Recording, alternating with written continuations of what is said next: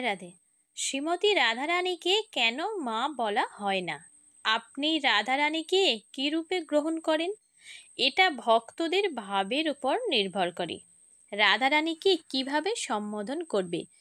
বিশেষত ব্রজ বা বৃন্দাবনে, বিশেষ করে উচ্চ শ্রেণীর ভক্তরা রাগানুগা বা মাধুর্য রসে ভক্তি করেন, যা ভক্তি রাজ্যের সর্বোচ্চ রস। আর এই রস অনুযায়ী রাধারানী হলেন নিত্য কিশোরী। সেখানে তিনি কৃষ্ণের নিত্য প্রেমিকা। আর ভক্তরা নিজেকে সেই রাধারানীর দাসিকা রূপে বা ভাবে সেবা করেন। তারা কৃষ্ণকে রসিক নাগর রূপে সেবা করেন, আর রাধারানী সেই কৃষ্ণের প্রেম প্রদানকারী প্রেমিকা। তো ভক্তরা প্রেম ভক্তি প্রাপ্ত করার জন্য রাধারানীকে অধীশ্বরী রূপে তার আনুগত্যে সেবা করেন। তাই তারা রাধারানীকে মা রূপে দেখেন না, তারা তাকে নিত্য কিশোরী রূপে সেবা করেন। আর এটাই জগতে প্রচলিত যে রাধারানী নিত্য কিশোরী, কৃষ্ণের প্রেম প্রদানকারী, তার প্রধান প্রিয় সখী। তাই বলে এমন নয় যে রাধারানীকে মা বলা যায় না। আগেই বলেছি, এটা ভক্তের ভাবের উপর নির্ভর করে, কে কিভাবে নিয়ে তার সেবা করবেন। এটা তার নিজের ভাব ভক্তির উপর নির্ভর করে। শাস্ত্রে শ্রীকৃষ্ণকে পরম পিতা বলা হয়, এতে রাধারানীকে পরম মাতা বলেও সম্বোধন করা যায়। যার যা ভাব, যে যেভাবে তাকে ভক্তি করে, সে সেভাবেই ভক্তের কাছে প্রকট হন। যে যথা মম প্রপ্রদন্তে। ব্রহ্মবৈবর্ত পুরাণে রাধারানীকে ব্রহ্মাণ্ড জননী বলা হয়েছে।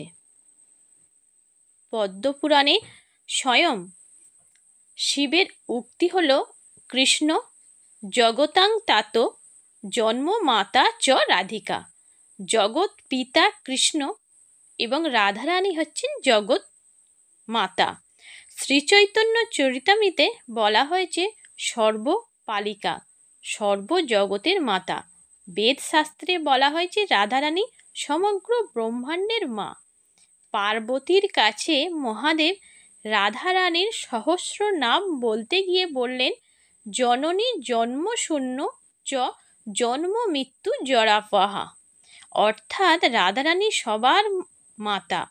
প্রকৃতপক্ষে তার কোনো মা নেই, তিনি জন্মশূন্য। আমাদের জন্ম মৃত্যু জরা ব্যাধি দুঃখ ক্লেশময় চক্র থেকে তিনি মুক্ত করেন। তাই তো তিনি জন্ম মৃত্যু জরাপহা। মহাদেব বলেছেন, শ্রীরাধা নীতি গতি মতির ভীষ্টদা। তিনি নীতি, আমাদের পরম গতি, আমাদের পরম অভীষ্ট প্রদান করেন। কিন্তু যার মস্তিষ্কে রাধারানীর প্রতি মাতৃভক্তি থাকে না, সে মূঢ়। তাদের নীতি গতি ও অভীষ্ট কী ধরনের? রাধারানী পরম কৃপাময়ী, তার কৃপা ছাড়া কৃষ্ণপ্রেম প্রাপ্ত হওয়া যায় না। যেমন এক পিতা তার পুত্রকে খুব স্নেহ করে, আদর করেন, তেমনি কৃষ্ণ আমাদের পিতার মতো স্নেহ করেন। কিন্তু মায়ের স্নেহ শিশুর ওপর সব থেকে বেশি হয়। যদি শিশু নোংরা থাকে বা মলমূত্র ত্যাগ করে, তখন পিতা তাকে ছেড়ে মাকে ডাকে, আরে একে পরিষ্কার করে দাও। এই অবস্থায় সবাই শিশুকে ত্যাগ করে, কিন্তু মা শিশুকে কোলে নিয়ে তাকে জল দিয়ে ভালো করে ধুয়ে পরিষ্কার করে সুন্দর করে কাজল টিকা পাউডার নতুন জামা কাপড় পরিয়ে যখন সবার সামনে নিয়ে আসে, তখন পিতা শুধু নয়, আশেপাশের সবাই বলে, আরে দেখো তো শিশুটা কি সুন্দর, আদর করে কোলে তুলে নেয়, চুম্বন দিতে থাকে।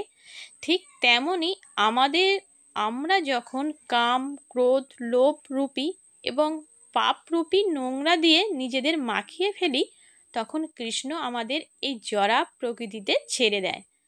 তখন পরম কৃপাময়ী করুণাময়ী রাধারানী মায়ের মতো তার কৃপা বাড়ি বা করুণা ভরা জল দিয়ে আমাদের সমস্ত পাপ নির্গুণ বা সমস্ত অপরাধ ধুয়ে আমাদের স্নান করিয়ে সুন্দর করে ভক্তি দিয়ে তিলক কণ্ঠী দিয়ে আমাদের সাজিয়ে দেন।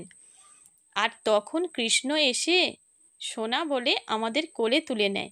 শুধু কৃষ্ণই নয়, আশেপাশে থাকা শুদ্ধ ভক্ত বৈষ্ণবরাও আমাদের বলে, আরে দেখো কত সুন্দর ভক্ত, এসো এসো বলে আমাদের নিজের মণ্ডলীতে স্থান দেন।